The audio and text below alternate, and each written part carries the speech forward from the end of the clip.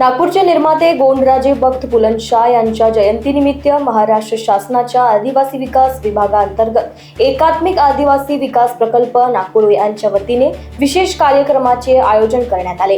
गुरुवारी सकाळी नागपुरात हा कार्यक्रम पार पडला।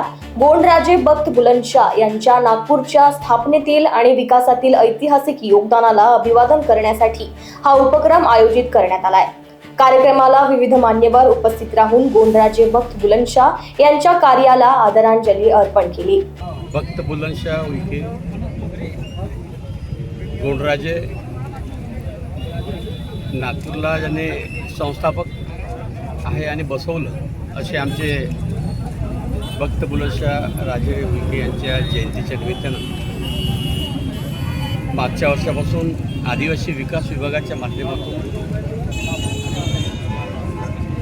आदिवासी समाजाचे महापुरुष जे आहेत महापुरुषांची जयंती उत्सव,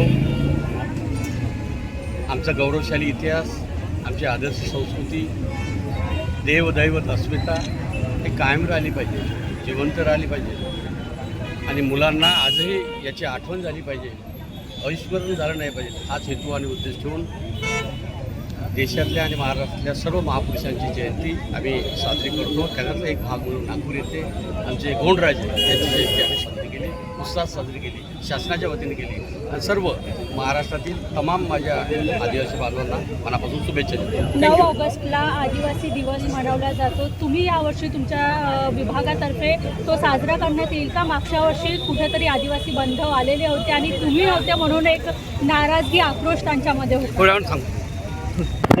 लोकवाहिनी मीडियासाठी सचिन झोडापे यांची रिपोर्ट, नागपूर।